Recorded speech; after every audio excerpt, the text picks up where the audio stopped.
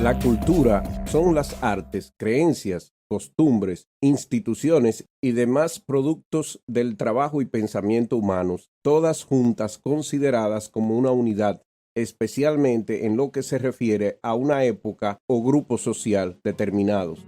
Pero en una entrega anterior a este video, demostramos que la cultura no es exclusivamente humana, sino que también otras especies de animales pueden desarrollarla. Por ejemplo, nuestros primos los grandes simios. Ahora, está claro que la única especie que ha desarrollado una cultura compleja somos los seres humanos, y esto es debido al alto grado de comunicación que podemos tener al también haber desarrollado un lenguaje complejo. Según lo que hemos visto sobre cultura hasta el día de hoy en nuestro canal, esta se identifica por la habilidad de una especie de obtener y traspasar el conocimiento. Como los padres y los ancianos de un grupo enseñan a los más jóvenes sobre las tecnologías que ellos han desarrollado, la cocina, vivienda y la ropa. También se crean y se traspasan las creencias, las artes, los hábitos, las leyes y las costumbres de los miembros de un grupo. Todo esto le permite generar capacidades que les ayuden a sobrevivir en su medio ambiente. Dentro de las creencias, las supersticiones y rituales se desarrollaron muy temprano en la historia del Homo sapiens. Esto debido a la propensidad de los animales de repetir patrones que les son exitosos en su sobrevivir, convirtiendo a través del tiempo esa repetición de patrones en rituales, que se le pasan a generaciones descendientes a través de la enseñanza y el aprendizaje.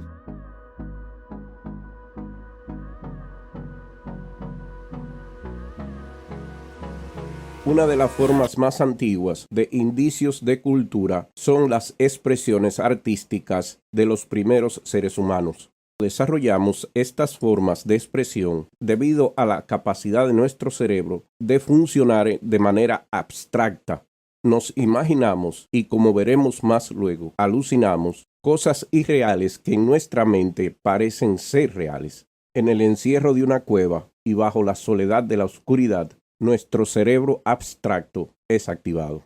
El arte, en su forma más primitiva, viene dado en esculturas y en pinturas rupestres. Se puede decir que se desarrolló como una forma de registrar la historia o pasar conocimientos a generaciones posteriores. El arte, sea esta en forma de escultura o pintura, es muy efectivo para pasar conocimiento. Se pueden contar historias y eventos utilizando estas expresiones. Una de las actividades humanas más reconocida como muestra de cultura es la música. Tradicionalmente, la música ha sido un quehacer un poco difícil de explicar para los antropólogos, por el hecho de que supuestamente no tiene ningún beneficio evolucionario para los humanos el utilizarla. Sin embargo, a través del tiempo se han elaborado varias hipótesis sobre su origen. Varias de estas hipótesis incluyen que ésta se desarrolló por la selección sexual, de que aquellos que cantaban mejor eran preferidos por las hembras de la especie. Otra hipótesis es aquella de que estos sonidos que terminaron siendo música fueron generados para la cohesión social. También de que fuera para dar señales creíbles de que tal o cual individuo es miembro de su grupo. También se han visto ejemplos de entonación en la intimidación a otros individuos y en guerras o defensas de su territorio. Tenemos ejemplos claros de que muchas vocalizaciones de animales tienen ritmo y repetición. Las aves son el mejor ejemplo, pero también lo hacen las ballenas, los insectos, etc. Todo para llamar la atención o pasar algún mensaje. Vocalizaciones entonadas acompañan rituales, no solamente como parte de la cultura de los seres humanos, sino también de otros animales, por ejemplo, los chimpancés. El baile, por igual, es otra conducta repetitiva que tiene ritmo y patrones y que se puede decir que su origen evolutivo es similar al de la música.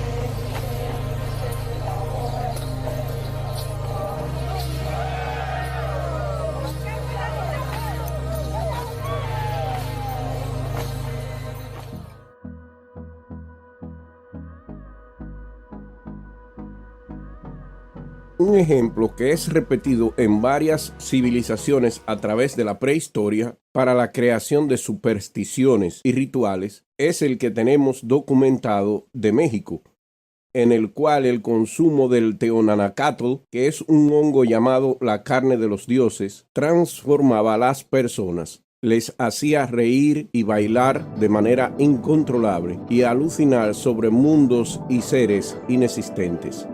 Estas visiones eran de guerras, demonios o su propia muerte.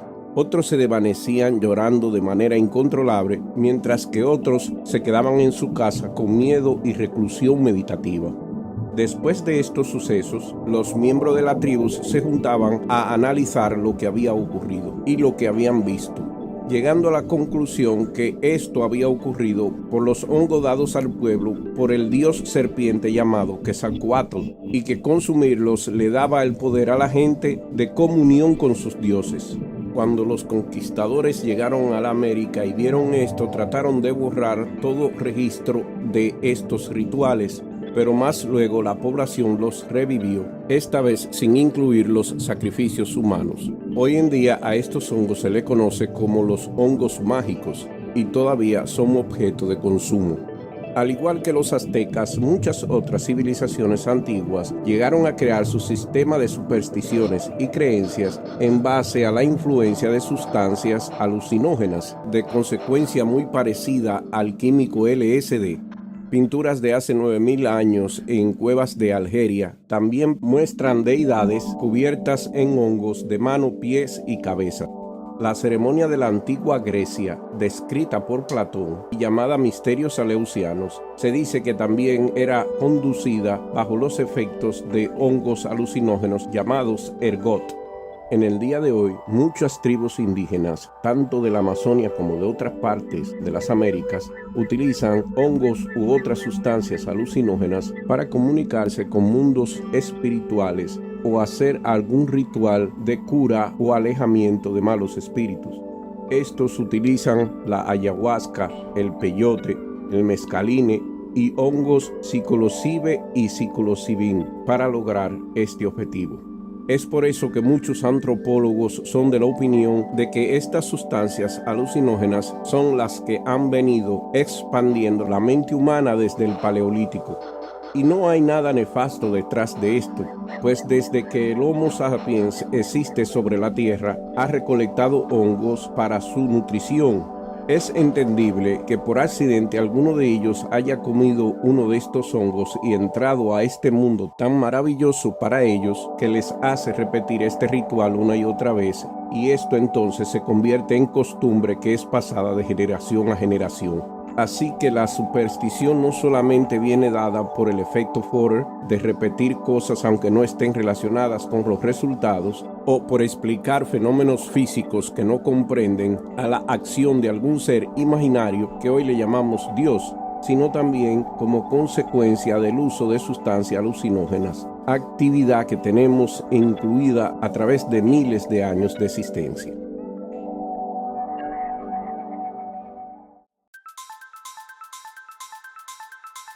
Las religiones son una de las más recientes manifestaciones de cultura de los seres humanos. Su inicio en la historia no se encuentra más allá de los 6000 años en el pasado. El desarrollo del lenguaje es mucho más viejo, tal vez de cientos de miles de años. La agricultura, por ejemplo, fue utilizada por primera vez hace unos 10.000 años, mientras que de las religiones modernas, las más viejas, no pasan de entre 3000 y 4000 años de antigüedad. Eso es muy reciente en términos de historia de la humanidad. Por ejemplo, los mormones y los testigos de Jehová no pasan de 125 años de existencia, y sabemos que han habido religiones que nacieron y desaparecieron en menos de una década. A diario vemos cómo se crean religiones nuevas, y a diario vemos cómo otras desaparecen. Un ejemplo jocoso de esto son las iglesias del Jedaísmo y la del Pastafarianismo. Una basada en la mística de los Jedas de las películas de las Guerras de las Galaxias y la otra basada en el monstruo caricaturesco del espagueti. Otro ejemplo es la religión islámica, Islam significa sumisión. Por lo tanto, el objetivo de la religión es someterse, rendirse a la voluntad de Alá, prácticamente rechazando nuestra propia voluntad y dejando de lado nuestro instinto de sobrevivencia. Por esto es que estas personas son fáciles de sugestionar para que se inmolen o cometan otros actos atroces contrario a lo que nuestra sociedad y normas indican. Pero ¿de dónde viene esta disposición de nosotros de aceptar tales mandatos como si fueran verdaderos? La experiencia traspasada a través de generaciones enseñó a los hombres de la edad de piedra la diferencia entre aquello que le podía envenenar o aquello que podía satisfacer su hambre. Sus mentes acumularon las realidades empíricas necesarias para la supervivencia. Hicieron lo mejor que pudieron con su conocimiento en la elaboración de conclusiones sobre lo que era el mundo más allá de su existencia. Asumieron que estaban en el centro del universo, el cual lo veían como pequeño, plano y bajo un cielo fijo. Se llamaban a sí mismos el pueblo o la gente, y pensaban que todos los seres extraños eran criaturas de otro tipo, menos humanos que ellos, que eran especiales. Eso sí, a todo lo que existía le dieron una esencia interna, eterna, y que llamaban espíritu. Creyeron que si comían la carne de un animal poderoso y fuerte, esa característica la podrían tomar de su espíritu. O si comían alguna porción de un líder famoso fallecido, podrían adquirir sus cualidades especiales. Asumieron que el sol y la luna, a quienes veían cruzando por el cielo, eran en realidad seres animados, con vida. Una roca con la apariencia de una cara con alguien muerto que ellos habían conocido, la consideraban como el espíritu de esa persona muerta que estaba habitando en esa roca. Al no tener una diferencia definida entre lo que ellos llamaban espíritu o lo que llamaban material, creían que con la preservación de uno se conservaba lo otro. La preservación del cuerpo de un muerto preservaba el espíritu del mismo.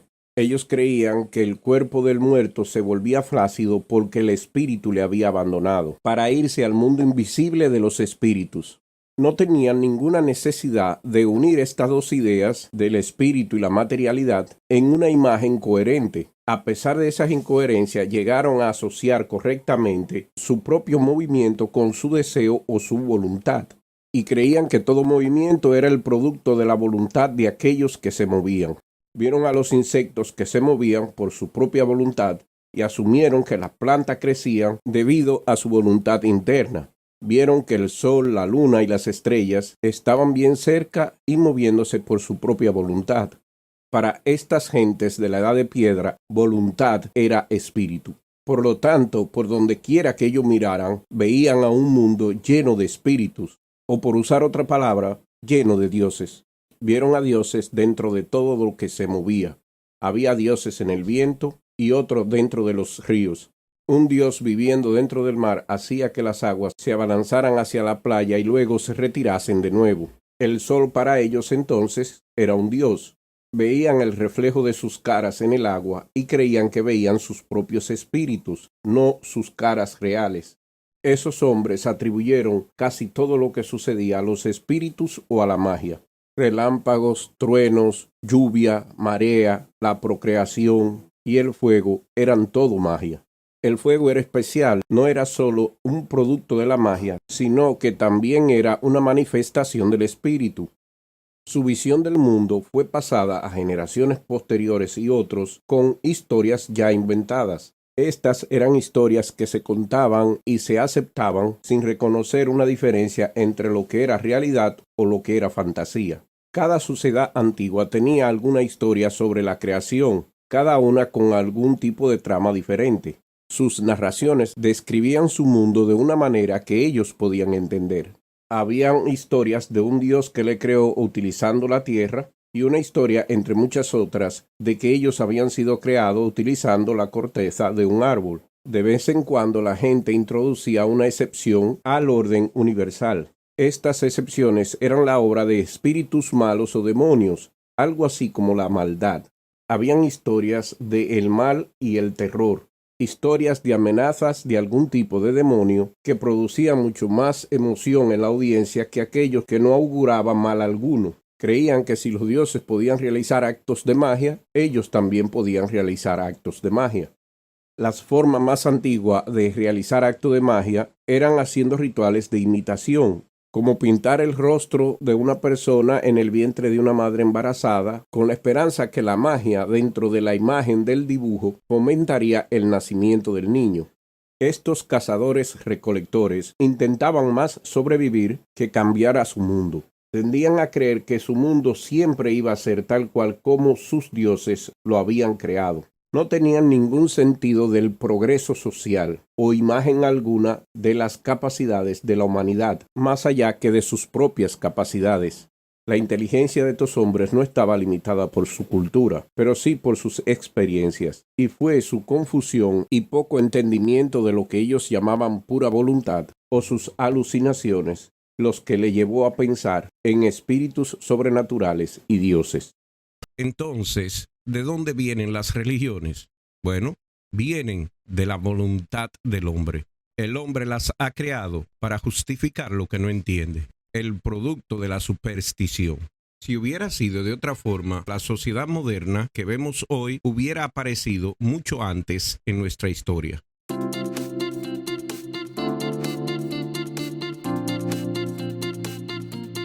Por último, para no abandonar este tema en nota deprimente, tratemos otra parte de la cultura de los seres humanos y es el sexo.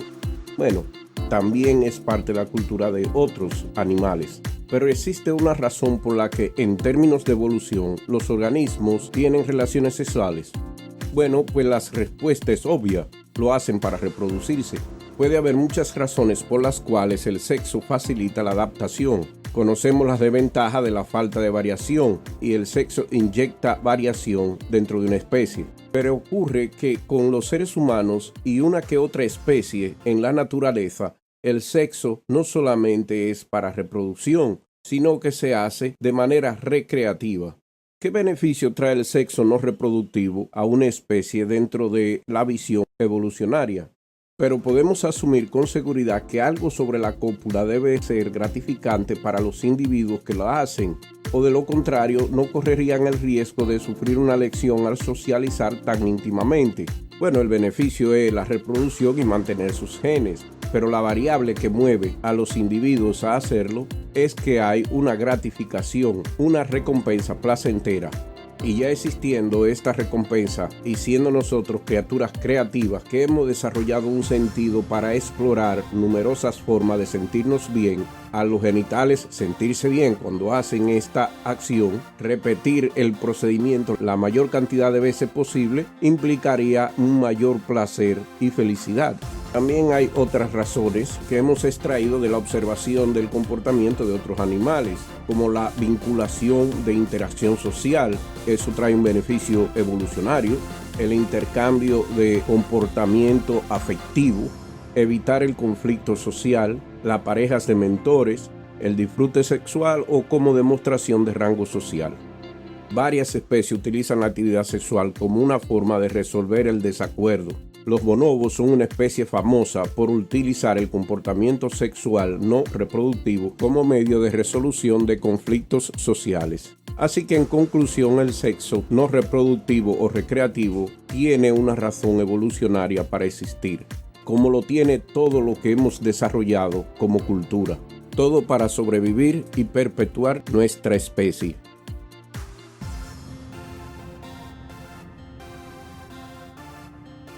Aunque es un concepto con definiciones diversas, casi todas se pueden condensar en que describe el conjunto de saberes, creencias y pautas de conducta de un grupo social, usualmente seres humanos. Incluyen estos las herramientas y medios materiales que utilizan sus miembros para resolver necesidades que les afectan en su diario vivir y comunicarse entre ellos. Y como pueden notar, es el caso de que aparentemente esta palabra solo aplica a una especie de animal en la naturaleza, y estos son los seres humanos.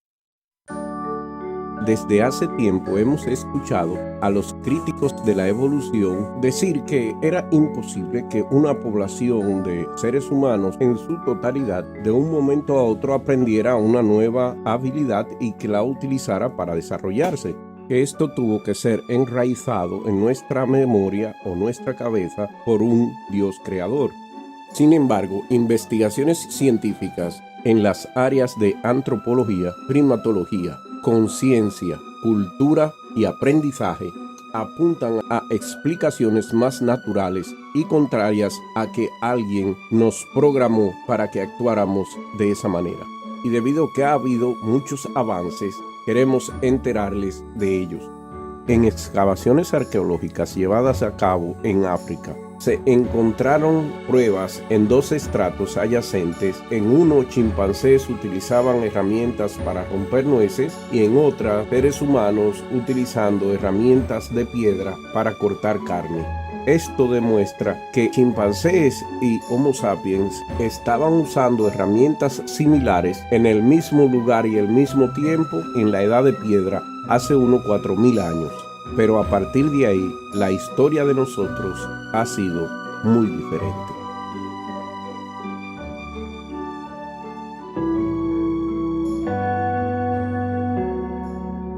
Hablaremos aquí de la investigación sobre la cultura de nuestros primos hermanos, los chimpancés y bonobos, en África. La primera en hacer gran avance en esto fue la científica James Goodall. Fue la primera que observó al chimpancé, que en los tiempos en el que al ser humano se le llamaba el animal que hacía y utilizaba herramientas, ella descubrió en una población de chimpancés que estos utilizaban herramientas para recolectar termitas y comerlas. Más luego, después de este descubrimiento importante por Jane Goodall, se ha determinado que hay otras especies de animales que utilizan herramientas de manera efectiva, como los animales de la familia de córvidos o cuervos, pero no todos presentan una característica especial del uso de herramientas, y es la acumulación de aprendizaje de estos usos para desarrollarse a mejores soluciones. Esta acumulación de conocimiento es lo que ha llevado al ser humano a construir aún más conocimiento sobre aquel que ya ha aprendido, y por lo tanto el conocimiento que un grupo adquiere se convierte en su cultura, que es traspasada a través de los tiempos. Y así otros miembros de esta especie no tienen que reaprender desde cero todo. Se pensaba que otros animales no tenían esa capacidad, que los chimpancés aprendían a utilizar herramientas y que cada individuo o cada grupo debía de reaprender tal uso y que este no era acumulado para mejorar las soluciones. El doctor Christoph Busch del Instituto de Antropología Evolucionaria de Leipzig pudo comprobar que los chimpancés salvajes sí acumulan conocimiento, y esto lo vio al observar los chimpancés tratar de obtener miel de una colmena salvaje de abejas. Para lograr esto debieron de planificar de antemano, pues necesitaban una rama gruesa y fuerte para poder romper la protección de la colmena que las abejas le hacen. Más luego tenían que utilizar una rama menos gruesa pero puntiaguda para poder perforar los panales y licuar la miel de abeja. En tercera instancia tenían que utilizar otra rama con una punta en forma de esponja para poder absorber la miel y extraerla del tronco. Comparando estos resultados con los obtenidos muchos años antes, en lo que estos chimpancés solamente utilizaban una rama y no eran capaces de extraer gran cantidad de miel, como es el caso en la actualidad. Así que estos simios han construido aprendizajes sobre otro anterior. Primero utilizaban una sola rama, más luego utilizaban 2, y al final, para obtener la solución más eficaz, utilizaron 3 tipos de ramas diferentes. Kenneth Grubel de la Universidad de Neuchâtel en Suiza es uno de los que ha hecho recientemente investigación en determinar si los grandes simios, principalmente los chimpancés, tienen algún tipo de cultura. Gruber ha avanzado nuestro conocimiento con relación a cómo los chimpancés utilizan herramientas, también a cómo estos se comunican entre sí y con otras especies. Después de estas investigaciones, se ha desarrollado una definición bien simple de cultura. Cultura es el comportamiento específico de algunos miembros de un grupo que es aprendido por otros del mismo grupo. Cuando a los seres humanos se les presentó el problema de comer, algunos grupos desarrollaron herramientas como cuchillos, tenedores y cucharas para comer. Sin embargo, los mismos seres humanos en otros sitios geográficos desarrollaron una solución de palitos de bambú para consumir los alimentos. En otros sitios del planeta hay seres humanos que comen utilizando los dedos de sus manos. Claramente, en seres humanos a esto le llamamos culturas diferentes, pero hay chimpancés en África que, estando en demarcaciones geográficas diferentes y grupos diferentes, unos consumen termitas y hormigas con un pedazo de hierba y otros la consumen con una rama de madera. En otros casos, algunos chimpancés majan nueces sobre las raíces de un árbol utilizando piedra. Sin embargo, en otra región geográfica, los chimpancés majan nueces sobre una piedra utilizando un martillo de madera pesada.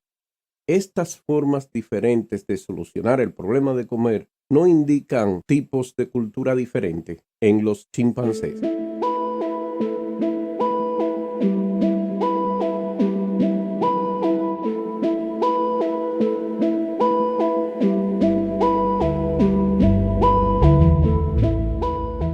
Los chimpancés pueden ser sumamente agresivos, a tal punto de tener guerras entre grupos diferentes, guerras que llevan a muertes de todo un clan en algunas ocasiones. También tienen castigo para miembros de su propio grupo cuando estos quieren escapar o escabullirse, principalmente contra las hembras. Este comportamiento barbárico tiene mucha similitud a cómo se describe el comportamiento de los hebreos cuando querían conquistar la zona de Canaán.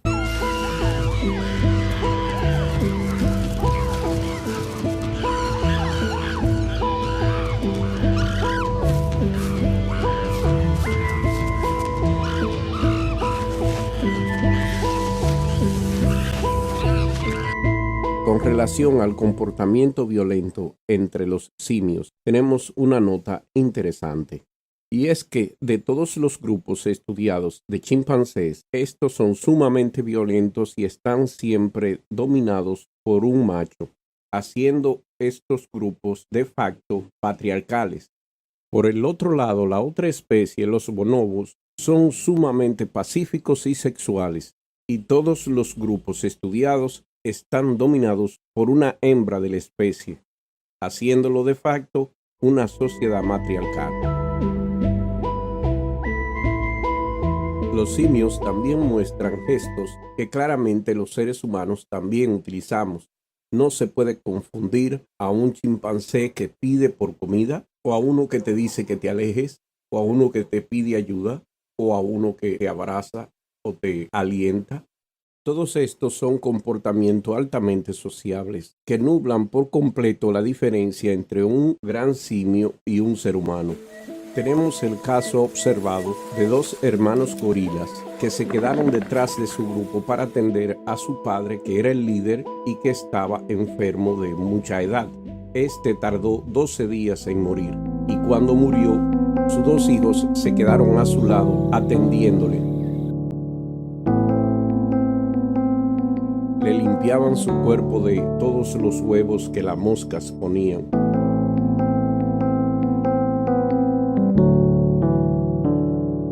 Y claramente enseñaron duelo y dolor por la muerte de su líder. Después de cierto tiempo, cuidando y velando del cuerpo de su padre, entonces el hambre y la necesidad les hizo abandonar a su querido padre para regresar a su grupo.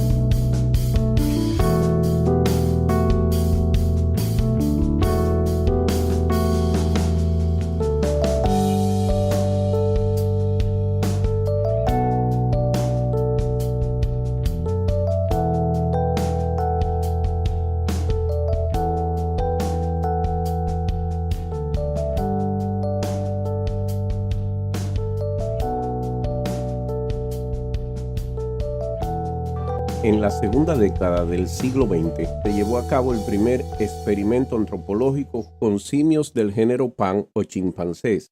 Este experimento se llamó el experimento de la soga, en el cual una canasta con alimentos era atada a 2 piezas de soga para que los chimpancés, si querían comer, tenían ambos que alarla. Esto determinaba que estos simios tenían la capacidad de cooperar para un beneficio mutuo, y de hecho el experimento fue exitoso. La cooperación es una de las características que presentamos los seres humanos. Para ese tiempo se pensaba que otros simios no cooperaban entre sí para bienestar mutuo, y más aún se pensaba que era imposible que estos ayudaran a otros por empatía cuando no tenían ningún beneficio de ello, puesto que esta cualidad de ser empático se pensaba que solamente era un atributo de los seres humanos. El experimento de la soga fue modificado para tratar de comprobar esa falta de empatía de los otros simios, y esto se logró al alimentar suficientemente a uno de ellos sin que tuviera que alar la soga. Los científicos de entonces pensaban que este simio no iba a cooperar con el otro hambriento alando la canasta para que aquel se alimentara sin él tener un beneficio de ello. Los resultados fueron inesperados. Los chimpancés sí mostraron empatía y ayudaron al otro aunque no tuvieran beneficio de tal ayuda. Otro experimento más moderno utilizaba 2 chimpancés, a uno no se le daba comida y al otro, que tenía una canasta llena de juguetes plásticos de color verde y rojo, se le pedía a este chimpancé que diera una pieza. Si daba una pieza roja, le recompensaban con comida. Sin embargo, cuando daba una pieza verde, le recompensaban a él y al compañero en la otra celda. Lo que se pudo observar con este experimento es que después de cierto tiempo, el chimpancé con las piezas se daba cuenta de este beneficio a otro y empezaba a entregar predominantemente piezas verdes para que el otro comiera por su acción. Este es un comportamiento altruista que se creía era solo una cualidad de los seres humanos.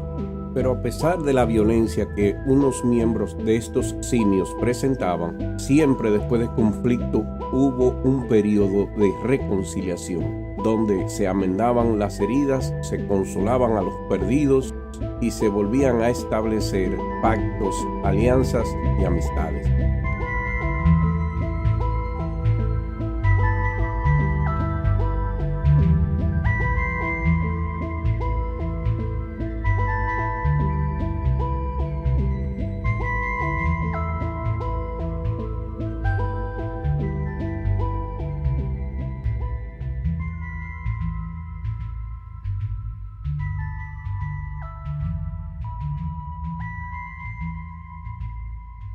Los grandes simios hacen cama igual que nosotros para recostarse, reposar o para dormir.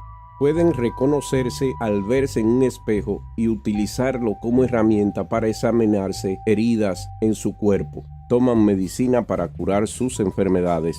Reprochan y castigan a aquel miembro de la comunidad que se comporta mal. Hasta tienen sexo de manera similar a como nosotros lo tenemos. Y en otro estudio se demostró que en las zonas donde estaban varios grupos de chimpancés aparecían árboles huecos llenos de piedra. Se colocaron cámaras ocultas para ver por qué esto ocurría, y estas revelaron que los chimpancés tenían un comportamiento sumamente extraño e inexplicable, y era el de ir a estos troncos de manera muy tranquila y de buenas a primeras tomar piedras y meterlas dentro de ellos para inmediatamente iniciar haciendo vocalizaciones y gritos de euforia, como si esto fuera una ceremonia o ritual con base en la superstición.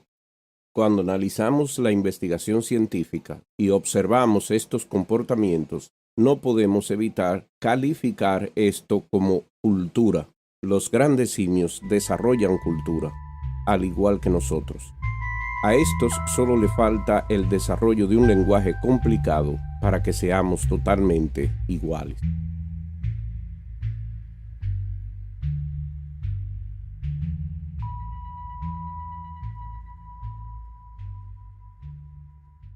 Una de las partes más importantes que diferencian al ser humano de otras especies es que hemos desarrollado un lenguaje complejo para comunicarnos. ¿Tienen los otros grandes simios este tipo de forma de comunicación? Claramente no, pero los chimpancés tienen una forma compleja de comunicación por gestos y vocalizaciones.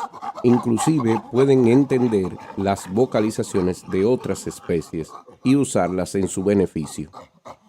Es la cultura la que nos hace diferentes. Lo que es bueno para algunos es molestoso para otros, e hiriente y lastimoso para terceros. De este lado del mundo no comemos perros, pero en Vietnam sí lo hacen. Para ellos es perfectamente aceptable. Lo mismo pasa con otros grandes simios. Algunos comen hormigas y nunca tocarán las termitas. Sin embargo, otros grupos solo comen termitas y nunca tocarán las hormigas.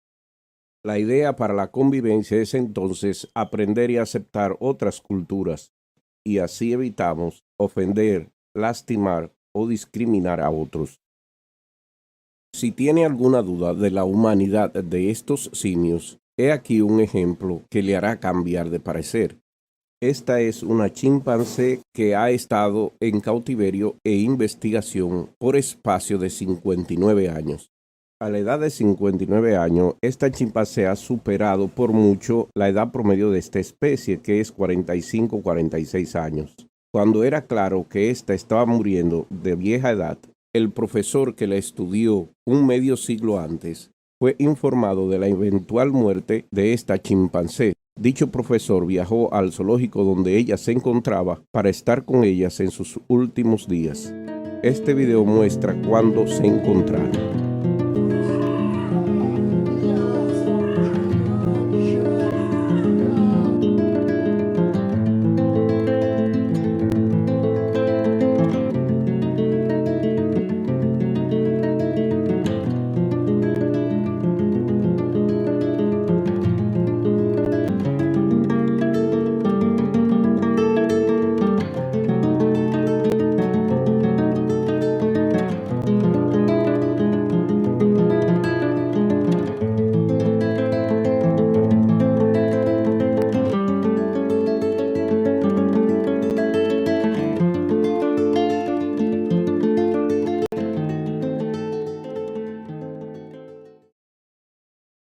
También está la investigación en cómo los chimpancés y bonobos pasan el conocimiento a las generaciones nuevas. Y esto ocurre de muchas formas. Las madres majan las nueces por mitad para que sus hijos terminen el trabajo y más luego las dejan con la nuez completa una vez consideran que estos tienen la capacidad de hacerlo. Esta forma de enseñanza y aprendizaje es exactamente como los seres humanos enseñan, por partes. Así que los diferentes tipos de simios grandes tienen un sistema para el traspaso de tecnología y conocimiento.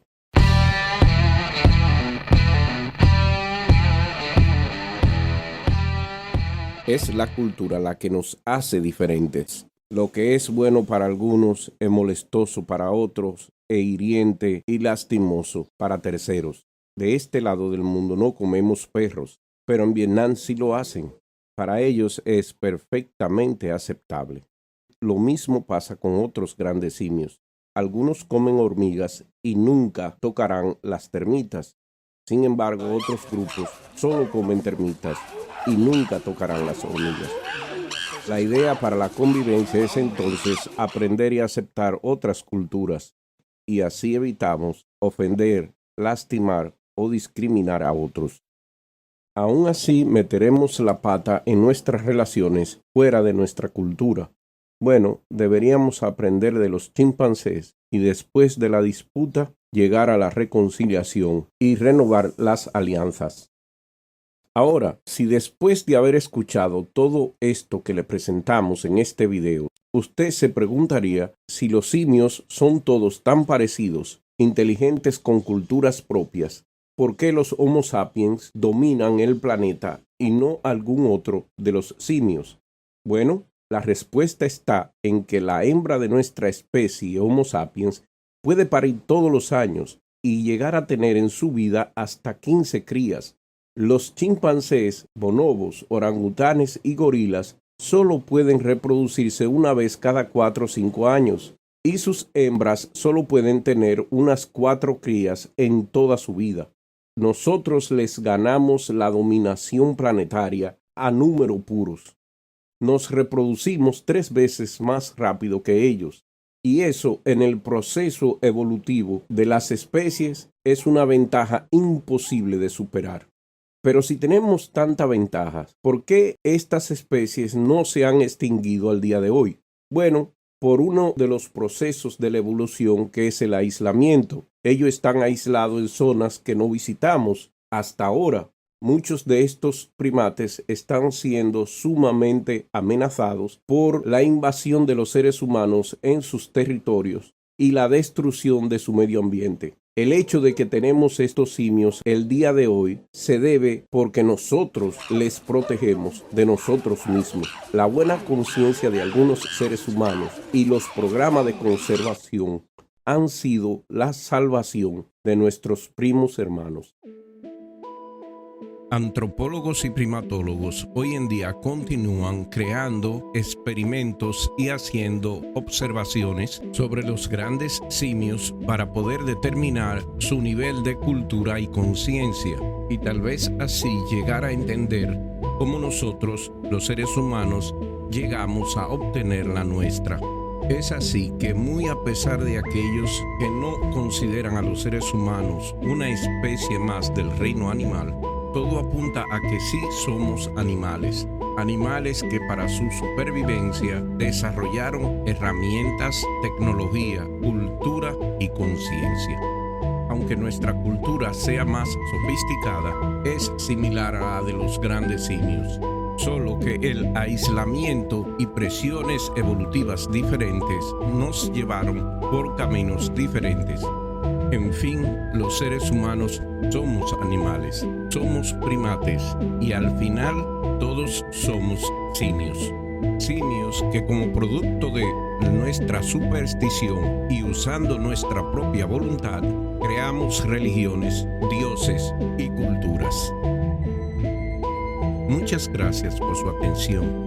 Y si este contenido le gustó, le rogamos nos apoye más al hacerse miembro de nuestro canal por solo $1 al mes. Y adicionalmente, dando like y compartiendo este video en sus redes sociales. Muchas gracias.